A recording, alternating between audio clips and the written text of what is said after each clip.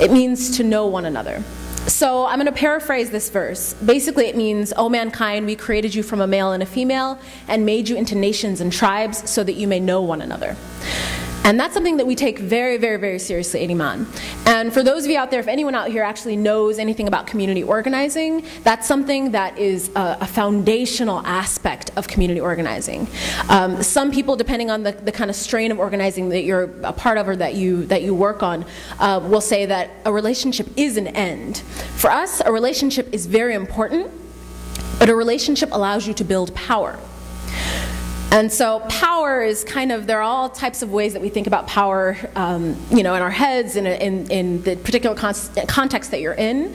And I'm not going to go into them. And if you're really interested, then you can take our community organizing training that's going to be in the fall. More on that later. But power is a really important thing when you're trying to move things on the ground, when you're trying to actually create positive change for your community. So we have this understanding that relationships equal power. So what you did today, what I really want you to kind of take away from that activity is just kind of, I think Sister Patsy actually, she brought that to light.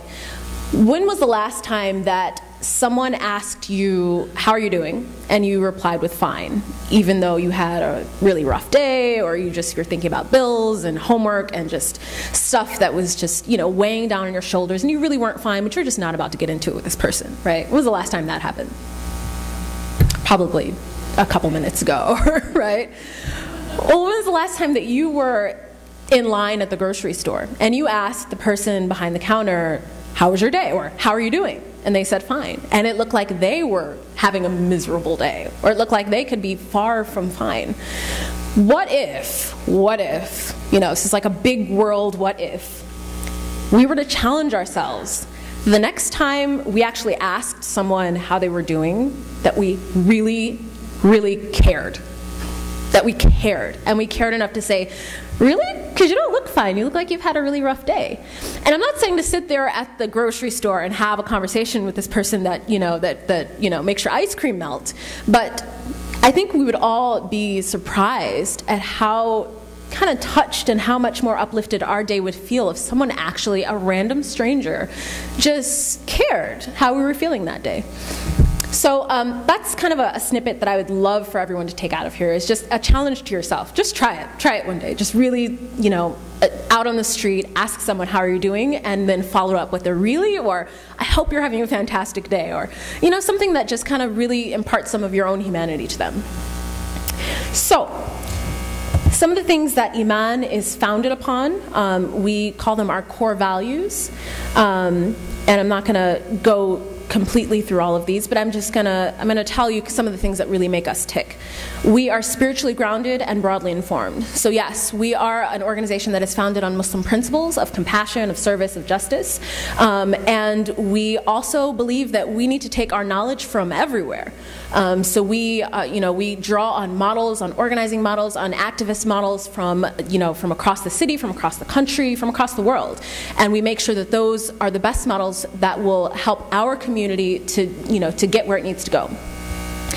One of the things that we're really, really, really strong about is that we are led by the most affected. So if we're working on education reform or on criminal justice or on trying to get the foreclosed homes in our neighborhood back into some use by families who need it, we love the fact that we can draw on folks across the city, folks from the suburbs. We can draw on people that are really activated by this issue. But what's really important for us is the people that are actually affected by those issues lead those issues, drive those issues. So we are very, we're based on the southwest side of Chicago in a community called Chicago Lawn. And for those of you who don't know Chicago Lawn, which is probably most of you, we're in the Marquette Park area. You may not know that either, but that's okay.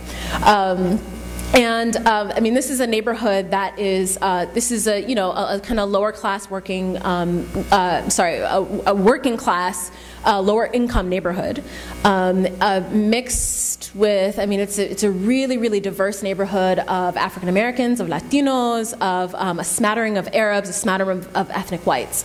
And this is a neighborhood where you cannot just come in and set up shop. You really need to know the people that you're working with. You really need to know what you're doing in the the context and the history of that organization, or of that community, in order to get things done. And that's pretty much what Iman did. You know, about 20 years ago at this point, folks from the neighborhood, our executive director, Ramna Shishibi, whose mother actually moved to the Chicagoland area back in 1947, he and a number of college students around the area, they started working in this area. And they started just working with the kids, with Muslim kids and with others in the Chicagoland area who were having some problems in the schools. And what they realized is that, you know, the kids may be Muslim, the kids may be, you know, some of them may be Arab, some of them may be black, some of them may be Latino, but they were all facing the same problems. They were all fighting over the same things. Their families, they were going back home, and their families were facing some of the same conditions of poverty, of violence, of, you know, just of you know, marginalization as, you know, their neighbor next door. And that was something that we really, at that point, I think it started to tick for us, that it needs to be these folks, it needs to be these people that are realizing the condition that they're in and are working to get themselves out of it. So the third core value is that we work across socioeconomic divides. That's pretty self-explanatory. We make sure that we're drawing resources and leveraging resources and people from across, you know, all of the, you know, we're from across the city, from across the state, from areas of low income to the areas of high income. And we're making sure that we're really leveraging the power that those kind of people can bring. We're also intergenerational. So you'll come to a gathering at Iman and it'll be a lot like this, except there'll probably be some young ones too. There are some really young ones, some, you know, some elementary age folks. And that's because we really, really believe that we have wisdom to draw from our elders, and our elders have real kind of life and wisdom to give to us, and that kind of mix is something that really, really helps to inspire change. We also believe in alliance building. That's also pretty self-explanatory. But one of the things that we make sure to do is remember a saying that is, you know, if you win alone, then you're delaying failure. I messed that up, but it's something like that. To win today alone is only delayed failure.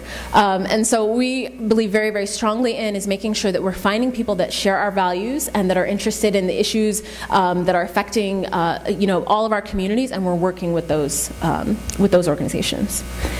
We believe in change through service. Again, for people that kind of know the traditional community organizing model, oftentimes there's this tension between service and organizing, and we kind of dispense with that. We say that, you know, that there's the idea out there that, for instance, having a community health clinic like we do is only putting a Band-Aid over the issue that, you know, that there's some extreme disparity in communities like ours. But we believe that it's important still to give that Band-Aid. It's important still to give that care. And that not only do the people who get that care, are they transformed, but they also help to transform the people that give that care. And we believe in art as inspiration. Rachel mentioned earlier that one of her favorite things at Iman is our community cafe, and that's something that we really, I mean, that's our arts and culture work is probably the most kind of the most, it's the most seen, it's the most broadcasted of our work, just because of the nature of it. But we really believe that art has the power to inspire social change. I said I wasn't going to go through them, and I did. I'm so sorry. So I'm going to go quicker now, because we're at, let's see, where am I on time? We're at 12:30. Okay. I don't actually want to spend most of this time talking, so I'm going to stop a little earlier than I wanted to. But our direct services include things like our free community health clinic. We have one here now in Champaign that I've heard of now, Avicenna, right?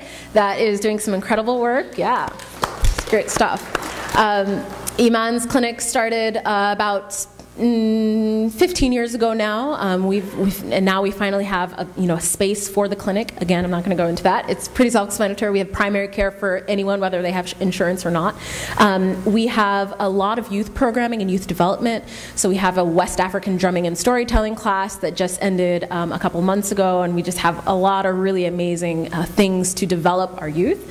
We have a program called the Green Reentry Project, which is a really kind of multifaceted, multi-layered program that is designed to hit at a number of different issues.